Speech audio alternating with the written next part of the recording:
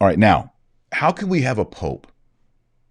How could we have a pope who calls up the greatest abortion advocate, 47 years,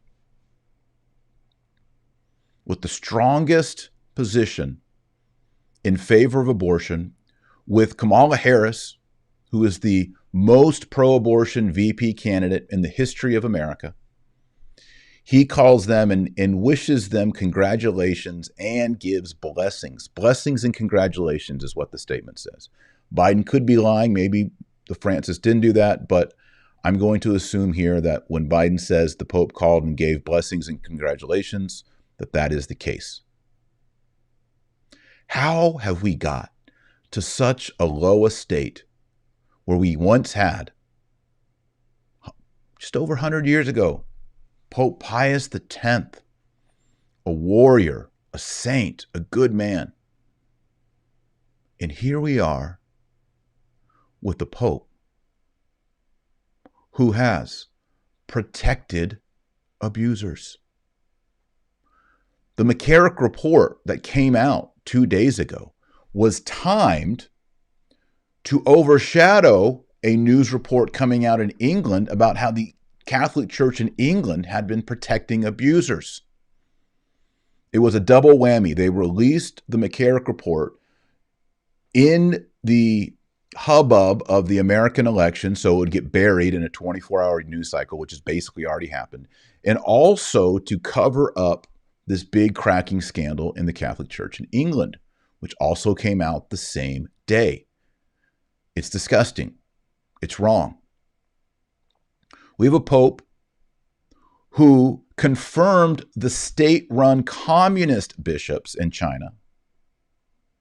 And when Cardinal Zen of Hong Kong tries to meet with him and to explain how this are bad decisions for the Catholics in China, Cardinal Zen is told the Pope's too busy to meet with you. Sorry.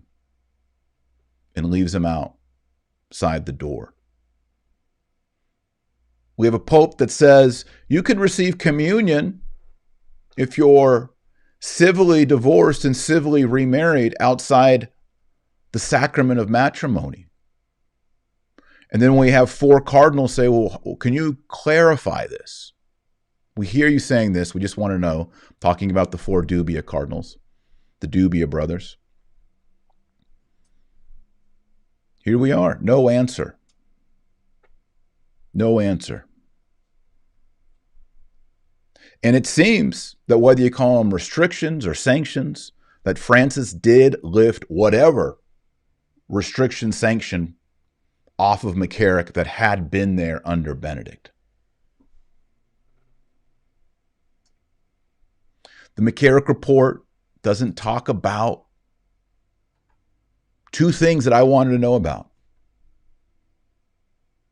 His abuse of children, seminarians, and priests. And also the thing that we really wanted in the McCarrick report, Vatican City, is we wanted to know how it is that McCarrick was protected to get to the top. And then once he was at the top, how he, with his tentacles, set up all these bishops and cardinals all over the United States. Y'all dropped the football on that one. We got nothing. Total fumble. Because those are the people in charge right now. And we can't let people know about that. So how is it that we seem to have a pope who is complicit with the political, moral, and financial scandals of the Catholic Church right now? Well, I'm going to read to you 2 sections from the document, The Permanent Instruction of the Alta Vendita. It's written by Piccolo Tigre, the little tiger. And it appeared in the mid to early 1800s. And it was the popes said, we need to publish this. We need to make this known because it lays out a plan to infiltrate the church, but most importantly, to infiltrate the papacy. And the idea is we want the Pope to be a secular humanist. We want him part of an ecumenical world religion promoting the brotherhood of man outside the death of Jesus Christ, outside the sacraments, outside the church. That's what they wanted. That is, after all, what secularism is. It's what humanism is. It's what Freemasonry is. All of them see that man is the highest goal and the highest purpose, not God. And so we must redistribute power, wealth, everything for the common brotherhood of man, and nothing is oriented towards the salvation of souls and eternal life, which is the primary message of Catholicism. And of course, the way we participate in that is by doing good deeds in accord with our faith in Jesus Christ in love. So yes, we feed the poor, we give drink to the thirsty, we clothe the naked, we visit the imprisoned, visit the sick, bury the dead. Yes, we Catholics must do these things. It's no good if you're just Orthodox or you're trad or you're Tridentine, but you don't do the works of mercy. We have to do it all. That's what Christ asks us to do. We must be fully Catholic. Now, here's what the permanent instruction on the Alta Vendita says. Now, in order to secure to us a pope according to our own heart, talking about the secular humanist heart, not the Catholic heart, it is necessary to fashion for that pope a generation worthy of the kingdom of which we dream. Leave on one side old age and middle life and go to the youth, and if possible, even to children. Never speak in their presence a word of impiety or impurity. Maxima debitur puero reverentia. Never forget these words of the poet, for they will safeguard you from every license which it is absolutely essential to guard against the good of the cause. And then he goes on to explain by targeting the young people will raise up a generation of people who have secular humanist ideas in their mind. They're against miracles. They only believe in science. They're materialists. They don't believe in the soul. They don't believe in heaven. They don't believe in angels. Let's get a society. This is in the 1800s. Let's build a society that thinks that. And then once we've established that, we move on to the next plan. Now listen to this. The reputation of a good Catholic and a good patriot will open the way for our doctrines to pass into the hearts of the young clergy and go even into the depths of the convents. So he's saying once we get the young people and we get this, now we'll start getting the young clergy and we'll go into the monasteries, into the convents, and they'll start thinking this way. In a few years, the young clergy will have, by the force of events, invaded all offices in the church. So the young clergy will eventually become the monsignors, the rectors of the seminaries, the bishops, and then the cardinals. They will govern, administer, and judge. They will form the council of the sovereign. In other words, they'll become, what's the council of the sovereign pontiff? The cardinals.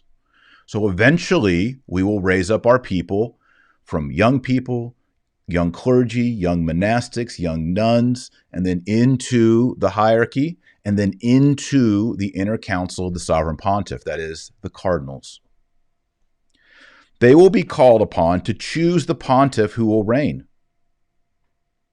And that pontiff, like the greater part of his contemporaries, will be necessarily imbued with the Italian and humanitarian principles which we are about to put into circulation. So eventually you'll have this secular humanist group of cardinals who will elect a secular humanist pope. This is all on page 272 of Infiltration. It's in the appendix. This is from the 1800s, not 2020. 1800s. Still on page 272. If you want to revolutionize Italy, look for the pope whose portrait we have just drawn. Do you want to establish the reign of the chosen ones on the throne of the whore of Babylon? Question mark. Let the clergy march under your banner, while they naively believe they are marching under the banner of the apostolic keys. He's saying, let people be naive. Let them think that they're marching under the Catholic banner of the double keys of Peter. We want the Catholics to think they're still Catholics, but they're promoting our secular agenda. Think of Joe Biden. He thinks he's a Catholic. He says, I'm a Catholic. I was an altar boy. I was raised by nuns. But then you look at what he's promoting and marching for, and it's abortion, globalism, eco-theology. All this was foretold in the 1800s. It's not a conspiracy theory. It's history. Last quote. You too will fish some friends and lead them to the feet of the apostolic sea. You will have preached revolution in tiara and cope, preceded under the cross and the banner, a revolution that will need only a little help to set the corners of the world on fire, end quote. A revolution in tiara and cope. Tiara is the papal crown. The cope is the papal cape. They said these Freemasons, these atheists, these humanists say, we will revolutionize the world. We will set the four corners of the world on fire. And we're going to do it by electing a pontiff who thinks and acts the way we think and act.